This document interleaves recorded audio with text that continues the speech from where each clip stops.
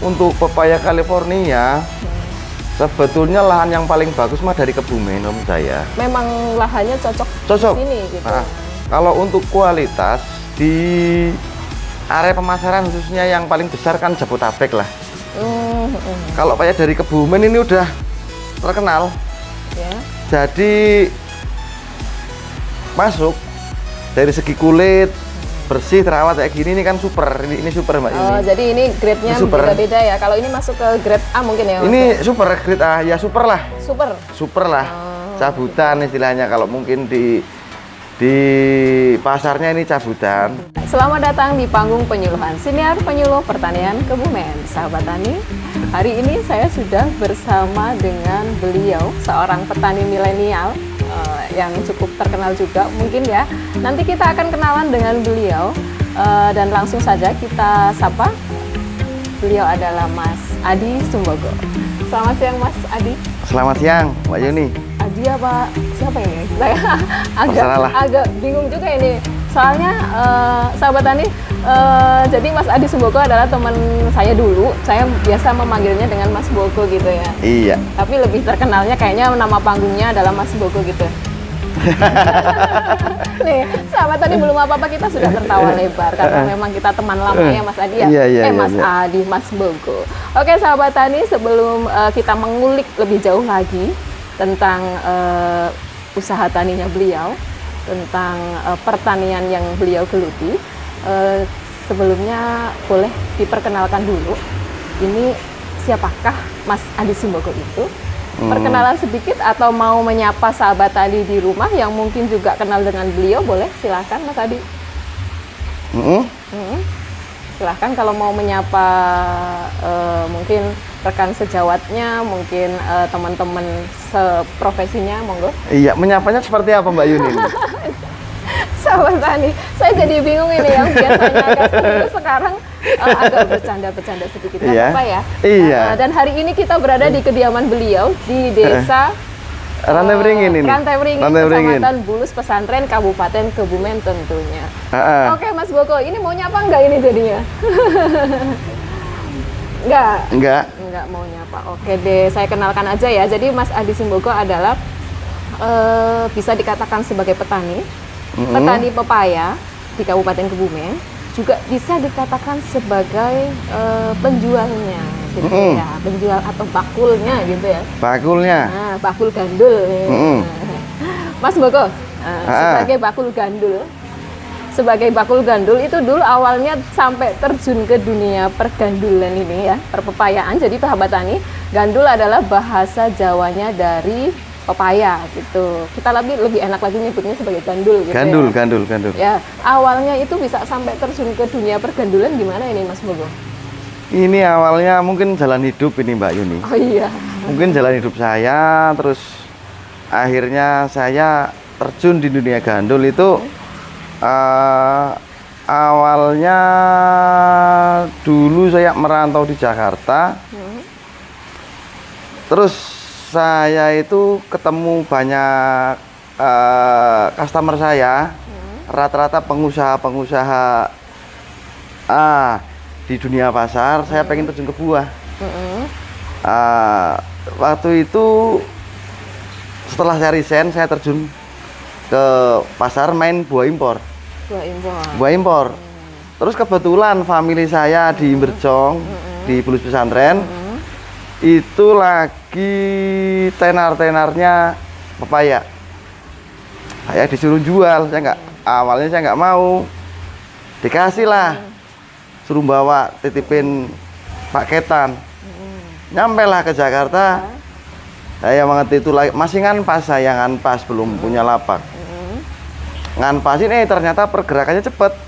Terus saya fokusin, buah impor saya tinggal, saya langsung fokus ke pepaya. Langsung gitu ya? Langsung. Buah impor langsung ditinggal. Langsung tak tinggal. Tadinya buah impornya apa ini? Macam-macam? Macam-macam.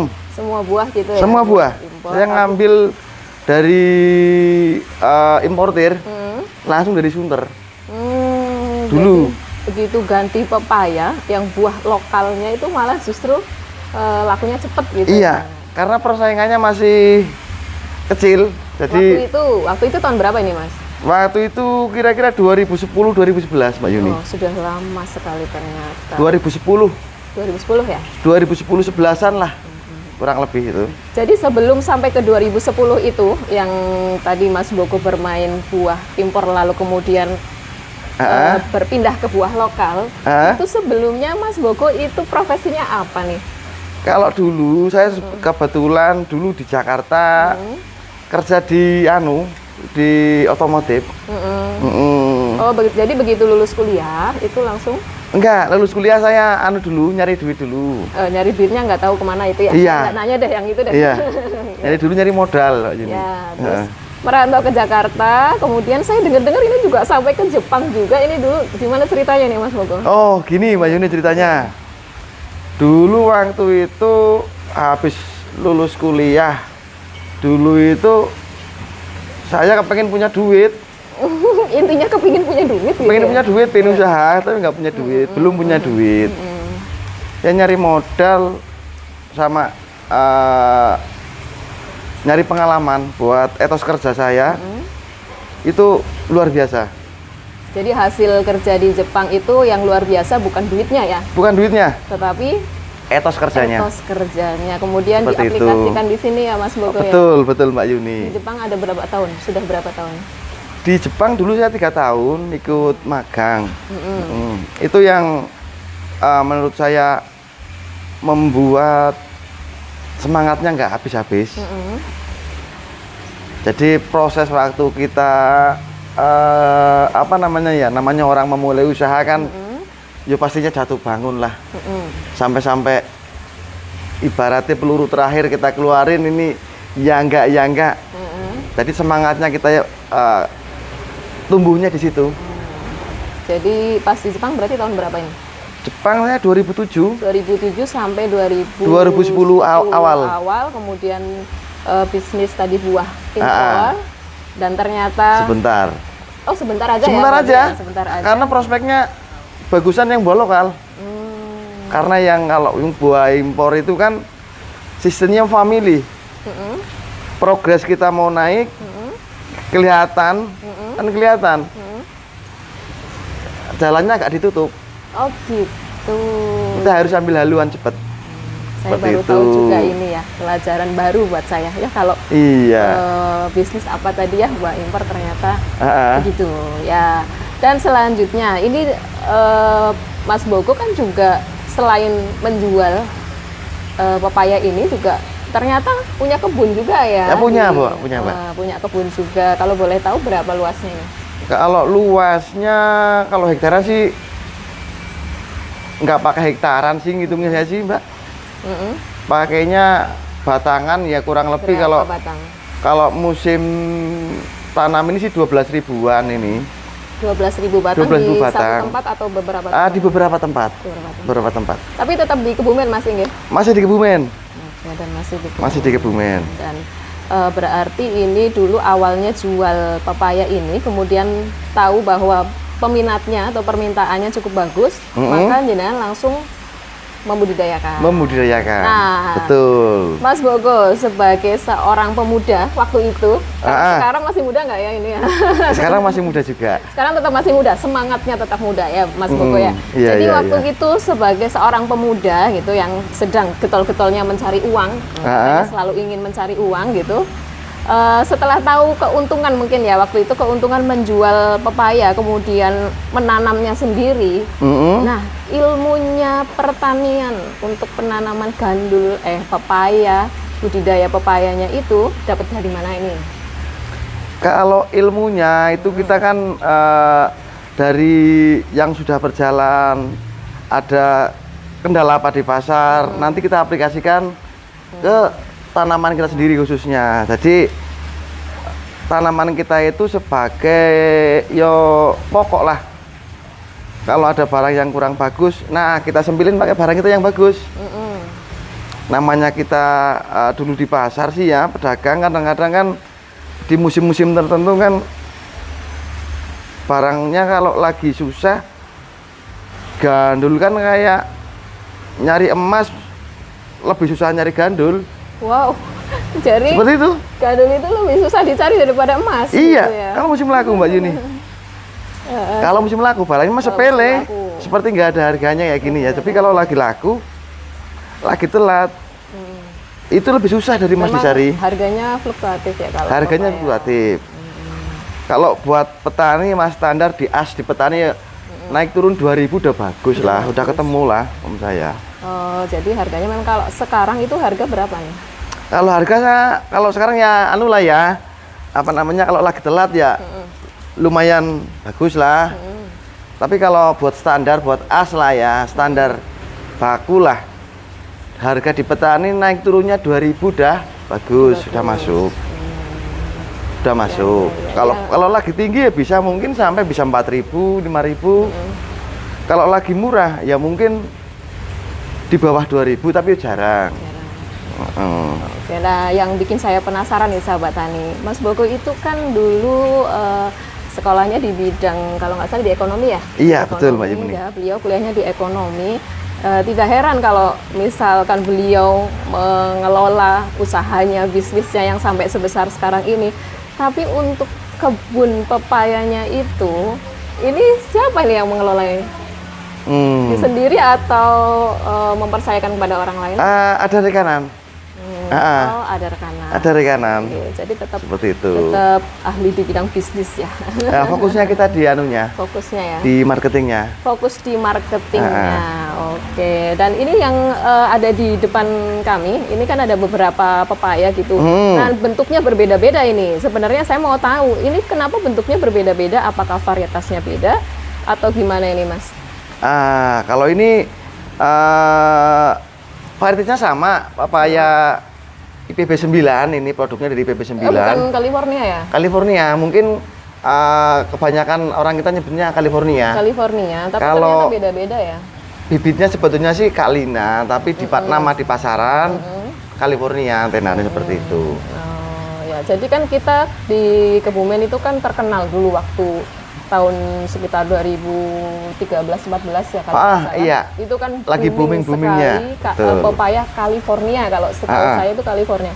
Itu sampai sekarang kan seperti agak mulai redup gitu ya. Pernah redup juga dan sekarang di posisi mana juga saya kurang paham. Nah, itu kan termasuk dinamikanya pergandulan gitu ya kalau kita sebut enaknya gitu atau perpepayaan itu tanggapannya Mas Bogo sendiri gimana tuh?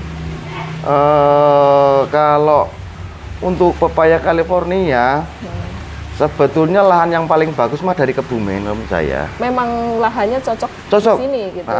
Kalau untuk kualitas di area pemasaran khususnya yang paling besar kan Jabotabek lah.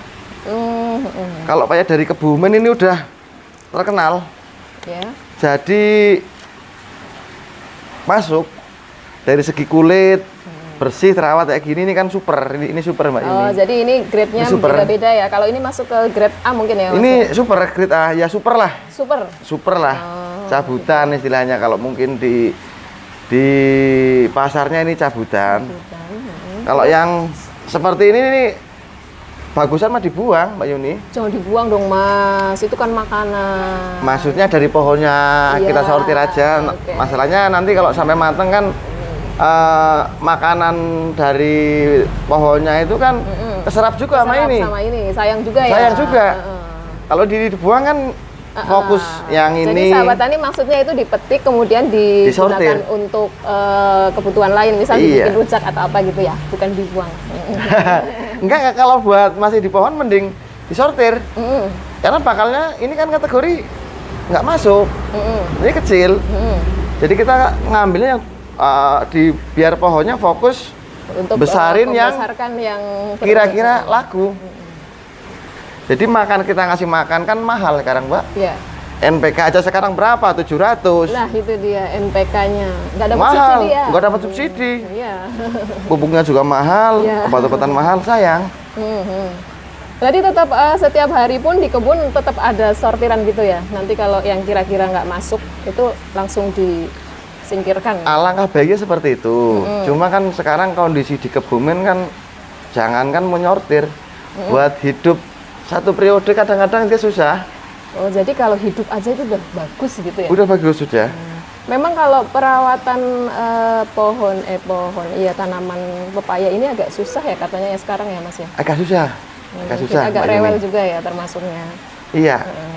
Apalagi sekarang kan ya udah penyakit juga, alam juga. Alam juga yang tidak modalnya kan mendukung. kategori ya namanya ya sekarang apa mahal, namanya rata-rata kan yang nanam pepaya kan petani. Ya. Bukan pedagang. Nah itu. Nah kalau petani modalnya udah gede, biasanya nunggu udah mau panen, kok kantem penyakit atau kantem banjir, aduh nol lagi jadinya Mbak Yuni. Sayang juga ya, karena kalau setahu saya juga penyakitnya itu sekali ada yang tertular itu langsung cepat sekali ya, tertularnya ke pohon lainnya ya. Iya, ya mungkin Mbak Yuni yang dari pertanian lebih paham seperti itu. Gitu ya? Iya. Selanjutnya Mas Boko, aduh ini jadi ke saya nanti malah nanya saya kebalik ya sama tadi. Oke, dan selanjutnya ini untuk di kayak jenengan kan punya kios ya di biasanya di pasar induk ya, kalau di pasar induk saya ada berapa?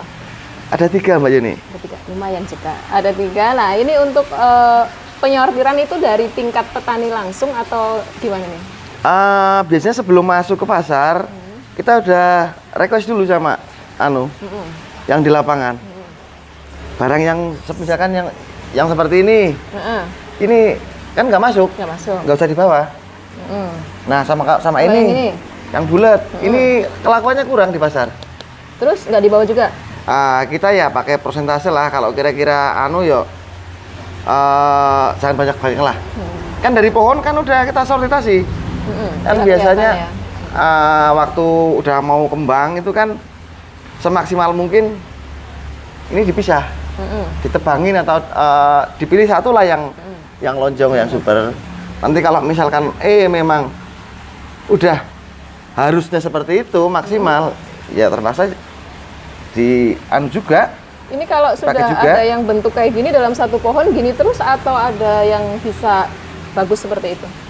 Kalau harusnya sih kalau bulat-bulat semua, cuma kadang-kadang sekarang ada mungkin mutasi genetika atau mungkin seperti apa, kurang paham. Tapi harusnya kalau bulat ya bulat terus, kalau panjang ya panjang terus, seperti itu Mbak Yuni.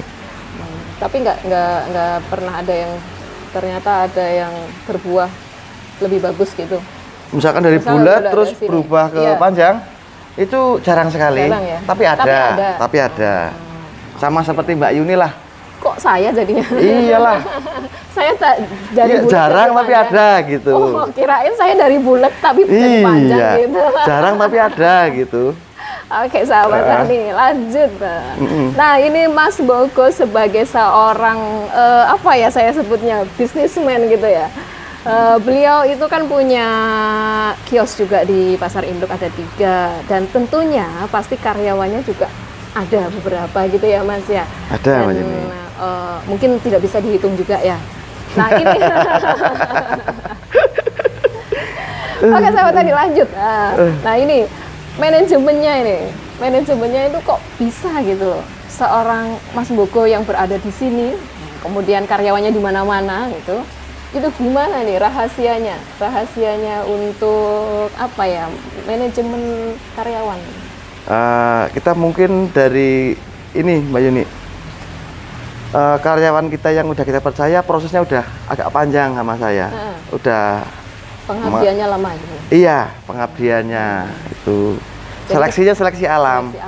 Secara otomatis terbentuk. Secara otomatis. Saling percaya gitu ya. Dan sepertinya kalau saya lihat itu di sini juga tadi ada beberapa mungkin karyawan yang di rumah terbentuk rasa kekeluargaannya gitu ya. Betul. Mas Boko, ya. Nah, itu semua seperti keluarga.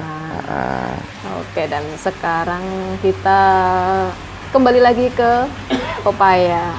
Nah, untuk distribusi pepaya Kalina, saya sebutnya apa nih paling enak nih? Kalina, California? California aja, nama pasaran. Ya? Nama pasarnya California. Memang ya.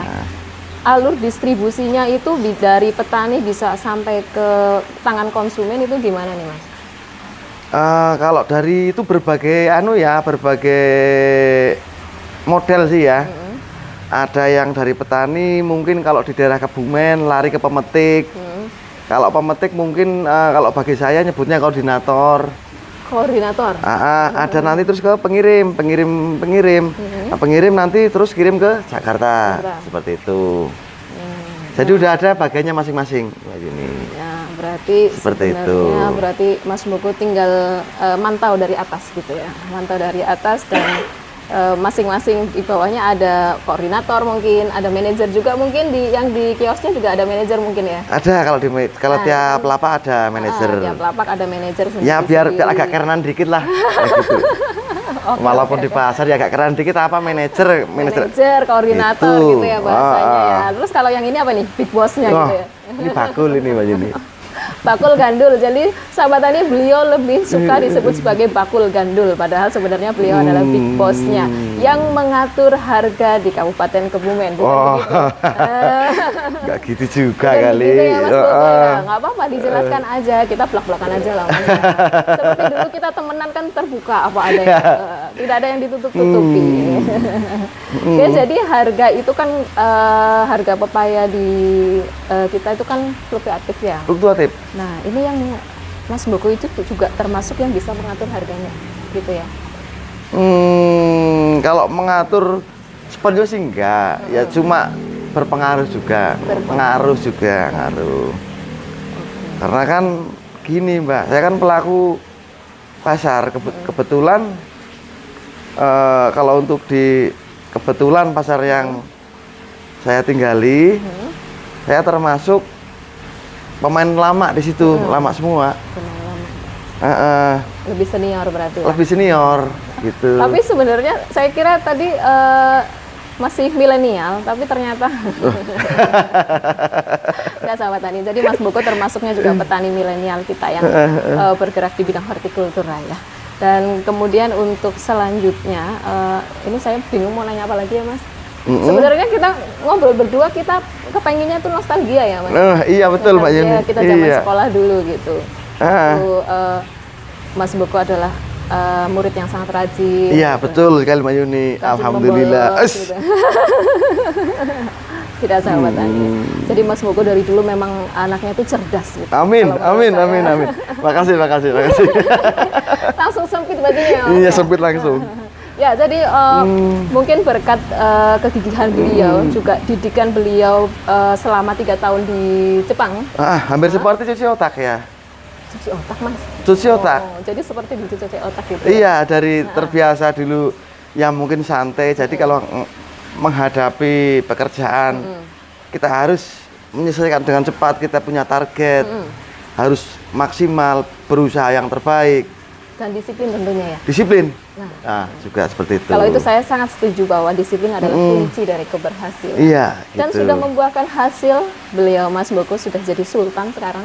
Amin doanya Mbak Yuni, amin. Jadi Sultan Bogo sekarang. Nah, itu juga berkat karena kedisiplinan, ketekunan juga.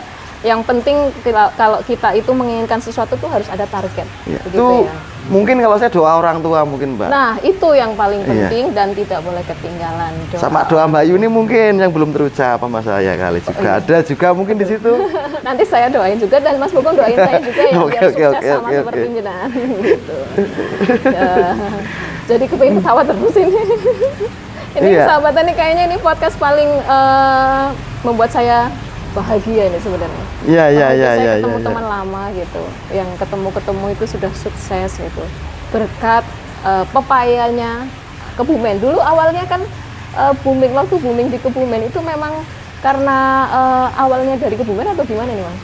Kalau mungkin dulu awalnya yang bikin tenar itu di Kebumen. Iya memang dari Kebumen gitu ya. Dulu di Jakarta saya, dulu di Cibitung pertama kali jual paya ini saya. Dulu nggak laku ya ini awalnya. Ini saya termasuk pionir pepaya di pasar induk Cibitung. Berarti tadinya memang masih jarang sekali di sana ya? Nggak ada, belum ada. Malah nggak ada? Nggak ada. Seperti itu. Ternyata dan sampai sekarang masih eksis ya Mas? Alhamdulillah Mbak Yuni. Dan untuk barangnya, kalau saya lihat itu kan di sekitar yang tadinya itu banyak sekali di daerah pesisir. Di pesisir pantai selatan Urut Sewu ya sebutannya Urut Sewu di daerah Kebumen. Sekarang sepertinya sudah berubah jadi komoditas lain kalau nggak jambu kristal. Betul, jambu kristal mungkin paling banyak. Juga gitu. Nah, pepayanya sekarang bisa langka itu gimana nih, Mas? Mungkin karena nanam pepaya itu resikonya gede juga sekarang. Modalnya gede juga. Kalau untuk ukuran pertanian gitu, kalau sebetulnya ditakutin sih penyakit sih ya, Mbak Yuni. Mungkin dari Mbak Yuni dan teman-teman yang dari dinas mungkin bisa ngasih obat atau mungkin cara-cara gimana atau ada pencegahan. Itu yang kami butuhkan dari mbak-mbak dinas sama mas-mas dinas ini. Kalau untuk komoditas pertanian yang hasilnya seperti ATM, kalau menurut saya pepaya ini, Mas. Hasilnya seperti ATM. Iya. Gimana itu ceritanya kok hasilnya seperti ATM? Kalau untuk kita pilih bibit yang bagus, kita rawat yang bagus. Terus intinya bagaimana kita membuat barang semaksimal mungkin itu bagus. Masalah hasil nanti menyesuaikan. Itu kalau normal dapat duitnya cepet kayak gitu. Jadi kalau udah panen ya mungkin satu wohan itu kan kalau normal kan bisa 4 sampai 5 bulan lah, 3 sampai 5 bulan itu kan sudah tiap minggu metik seminggu sekali. Normalnya seminggu sekali lah gitu. Itu kan lumayan juga kalau satu pohonnya bisa berapa itu kalau pas metik satu pohonnya? Kalau normal bikinnya satu lah, nanti pas lagi banyak-banyak di tengah kan bisa mungkin 3, 4 atau 5 gitu. Tapi ya kalau menurut saya yang penting kalau buat petani, sobat petani ya, saya ikut Mbak Yuni juga ya, sahabat tani ya, itu bikin pepayanya dibikin semaksimal mungkin yang bagus. Kalau untuk bibit IPB 9 aja kalau menurut saya. Seperti waktu kita ke Bumen zaman dulu booming, itu lebih disukai di pasaran. Apa tadi? PB 9? Yang IPB 9, produknya IPB 9 yang bentuknya ada lancip-lancipnya kecil, dipegang enak lah, enak, cantik ya. Kayak Mbak Ayu ini dulu waktu muda ya masa gitulah. Emangnya sekarang saya tua. Badannya kecil, langsing kayak gini, nggak gede-gede amat, ukurannya sedang gitu. Saya sekarang masih muda juga loh, Mas. Enak, dilihatnya kan enak sama kan, ini kan enak. Nggak kayak ini bunder. Kalau udah bunder kan, ini kan dipandangnya juga kurang enak. Tapi rasanya kan sama, Mas, enaknya, Mas. Kalau rasanya mah sama. Sama. Kita kan yang jualan ini jualan casing. Oh iya, betul. Sama lah kalau kita lihat penampilan lah. Lihat orang kok bunder, gendut gitu, sama ya mungil langsing cantik. Jangan body shaming gitu dong, Mas. Enggak gitu, maksudnya kan yang lebih, orang kan lebih milih, aku milih yang langsing, kan itu. Gitu kan enak. Oke. Jadi Mas Bogo dari dulu memang tidak berubah, sahabat tadi. Sampai sekarang masih menyenangkan. Jadi kalau main dengan beliau itu yang ada cuma ketawa gitu. Jadi malah nggak kepikiran utang saya di sini. Emang punya utang nggak ini? Kalau itu rahasia. Nanti kalau disebutkan pada kaget. Oke, dan selanjutnya ini untuk Mas Bogo kan tadi sempat disebutkan ya bahwa beliau itu dengan petani itu juga bermitra. Berarti kan ini sistemnya tetap bermitra. Mitranya Mas Bogo itu kira-kira ada berapa dan di mana aja nih? Ada beberapa, Mbak Yuni. Ada berapanya sampai nggak bisa dihitung lagi nih kayaknya nih. Ada beberapa yang mungkin namanya kita mainnya udah di kota ya, hampir kan arus barang mungkin kita bertaruhnya sekarang nggak seperti dulu lagi. Dunia kita udah dunia Indonesia. Jadi kalau dulu ada pepaya ini kan cuma di Jawa Tengah, di Kebumen, Cilacap. Kalau sekarang udah Indonesia. Jadi di luar Jawa pun ada mitra juga ya, Mas? Ada mitra juga. Karena kalau dulu waktu musim kalau paya telat, kosong istilahnya ngetrek lah. Di pergantian musim ada istilahnya ngetrek, buah ngetrek. Itu kalau paya di ibu kota kosong ya kosong beneran. Kosong beneran ya. Nggak ada sama sekali. Itu yang disebutkan tadi lebih susah mencari pepaya daripada mencari emas. Iya, seperti itu. Oke, dan ini udah ekspor belum ya? Kalau saya nggak ekspor nggak. Kalau saya fokusnya di pasar-pasar tradisional. Kalau anu sih lebih yang simpel aja. Saya kan orangnya nggak mau ribet, Mbak Yuni. Saya tahu kalau itu. Nggak mau ribet, sama gitu. Saya mungkin ke petani, mungkin ke pengirim, ke mitra saya. Saya juga sama. Saya ngambil barang tak bayar cash. Sama juga yang beli ke saya. Beli ya bayar cash. Kalau yang utang, saya nggak punya duit, Mbak. Ya gitu. Jadi cash and carry. Saya nggak percaya. Seperti itu. Ya, jadi memang hubungan kerjasamanya antar mitra memang sudah terbangun cukup baik ya. Alhamdulillah, Mbak Yuni. Nah, ini rahasianya nih, bisa dibagikan ke sahabat tani, rahasianya untuk membangun mitra yang cukup baik seperti beliau dan mitra-mitranya gimana nih? Boleh di-share lah sedikit. Mungkin ya kita sering komunikasi lah. Sering komunikasi. Komunikasi sama mungkin ya namanya orang Jawa ya ada tenggang rasa lah, ada tepo seliro lah.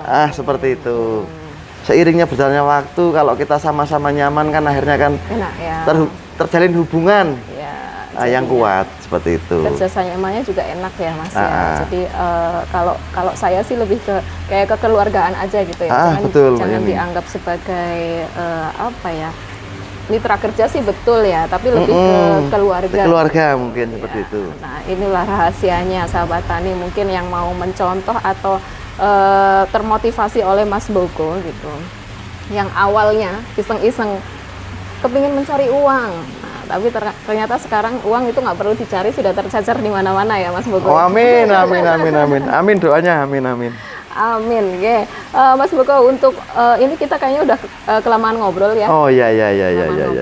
Jadi untuk pertanyaan terakhir aja deh, harapannya Mas Bogo untuk petani pepaya di Kabupaten Kebumen deh, karena kita kan sekarang pepaya yang awalnya tadinya booming di Kebumen, ternyata sekarang di mana-mana ada, termasuk tadi di luar Jawa juga ada. Harapannya untuk petani Kebumen apa nih? Harapan untuk petani di Kebumen, jangan menyerah, tetap semangat. Walaupun susah merawat. Walaupun susah. Tanaman pepaya susah ya termasuknya. Iya, harus ini aja. Jangan terburu nafsu. Jadi main aman aja, karena memang agak susah sih. Jadi sebisa mungkin carilah momen gitu. Karena pepaya itu prospeknya tetap bagus terus. Karena di mana-mana tempat juga, di mana ada pepaya, akhirnya pasti ada penyakit. Jadi tetap semangat, sambil lihat situasi, cari-cari informasi lah. Sama nanam bibitnya yang berkualitas. Oh, itu juga penting juga ya Mas ya, dari mulai bibitnya tuh harus yang berkualitas. Bibit yang berkualitas sama perawatan yang maksimal.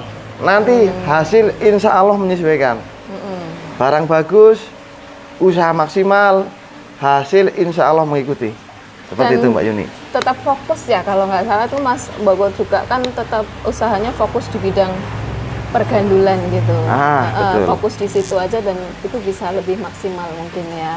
Dan tadi kan dikatakan untuk bibit yang penting itu yang berkualitas, yang IPB 9. Itu bisa mendapatkannya di mana ini? Mungkin sahabatannya ada yang kepingin menanam juga? Kalau mungkin kalau yang bagus sih, kalau menurut saya yang spek paling, kalau saya pribadi sebagai pelaku di pasar, mungkin yang ini bibit IPB 9 yang dari PKHT lah, dari ukurannya sedang itu, grade-nya masuk semua, jadi gampang laku di pasaran. Ini bukan promosi bibit saya nih ya. Iya kan nggak apa-apa juga, misalkan itu kan juga demi hasil yang lebih bagus. Nah, ini kalau sahabat tani kepingin mendapatkan bibitnya itu dari mana gitu? Bisa online, itu dari Bogor, IPB Bogor. Dari itunya ya. Online tapi ada ya? Online ada juga, itu paling bagus itu. Dan ini untuk sahabat tani di rumah, mungkin ada yang ingin bermitra juga sama Mas Bogo, itu ada kesempatan masuk sebagai mitra apa enggak ini? Ada jaringan udah ada ya gitu. Tinggal tapi dengan syarat dan ketentuan berlaku tentunya ya.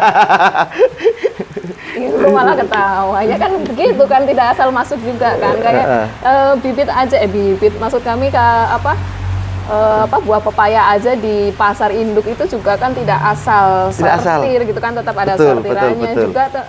Sebagai mitra-mitranya Mas Bogo kan juga nanti tetap ada syarat dan ketentuan gitu ya. Karena Pengennya kan sama-sama menguntungkan lah. Nah, namanya usaha, nyari lebih, sama nyari saudara juga. Nyari saudara itu yang penting. Oke, terima kasih sekali Mas Boko. Motivasinya juga lumayan, saya juga termotivasi bahwa kita jika ingin sukses, itu yang pertama memang harus disiplin, harus fokus, harus tekun, dan punya target. Ya, seperti itu ya, punya target, dan mudah-mudahan Mas Boko juga akan memotivasi sahabat tani di rumah semuanya. Jangan pernah menyerah, tadi pesan beliau. Dan terima kasih sekali saya sudah dikasih kesempatan untuk main ke kediaman beliau.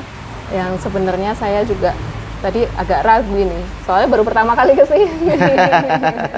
Dan kita lanjut nanti di belakang layar ngobrolnya ya Mas Boko, kita nostalgia waktu zaman SMA.